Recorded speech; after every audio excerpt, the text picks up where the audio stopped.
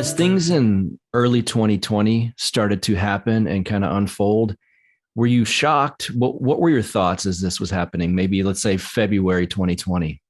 Yeah, very good question because you're exactly right. I did a podcast episode on medical martial law in 2008, talking about at that time all of the steps that had already been taking place, for example, in the United States legislatively to set the groundwork for exactly what we've been seeing over the past couple of years, talking about forced quarantines and vaccinations and all these types of things. The legislation has been being laid into place quite methodically for at least 2 decades now, since, of course, the Anthrax Scare, which I have talked about in the past. If people are interested, go just type anthrax into my search bar and you'll find a lot of reports I filed on that and what that was really about. But so absolutely, I've known about this, and I have furthermore followed it in various, I think, trial runs of what we've seen over the past 2 years that have taken place. Most notably, I think the swine flu scare of 2009. Do you remember that? A lot of people don't, because in retrospect, it was nothing. In fact, in retrospect, they found that it was actually a less lethal flu season than average. But that was an international pandemic declared so by the WHO on the basis of a definition of pandemic that they changed just a few months before they declared that pandemic. Previously, that definition on the WHO page itself had included the term of mass casualties or mass deaths, something along those lines. It was changed to remove that so that you did not need mass deaths in order to declare a pandemic. And then they declared a pandemic for the swine flu emergency of 2009.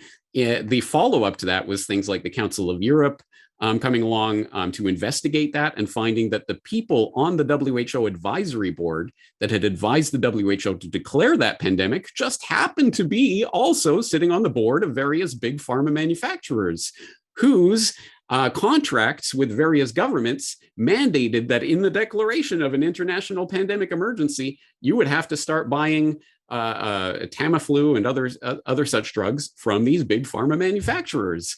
And the Council of Europe was saying, look, this is a big problem, guys. This is a big scam. But hardly anyone followed that. I was following it at the time. And so I remember that whole story and the way it played out, and I was covering it as it happened. So I had seen that happen. And then I saw Ebola. Remember Ebola 2014? It's coming to get you, man. 2016, it was Zika. Remember the Zika virus? Oh my God, the world freaking out about that because they were told to by the media. So I think my mistake in certainly January, maybe early February of 2020 was seeing that and seeing, oh, here we go again. And it'll be something like that. Maybe it'll be like a swine flu kind of thing where they say, oh my God, and then it just kind of peters out and goes away, and then they sweep it under the rug, because I'd seen them do that again and again and again over the preceding decade. So I thought that was another iteration of that. I said as much at the time. I think I covered it on New World Next Week in January of 2020, where I said something along those lines. Here we go again. It's another fake thing that they're going to gin up in order to accrue more power and probably get some more contracts for big pharma.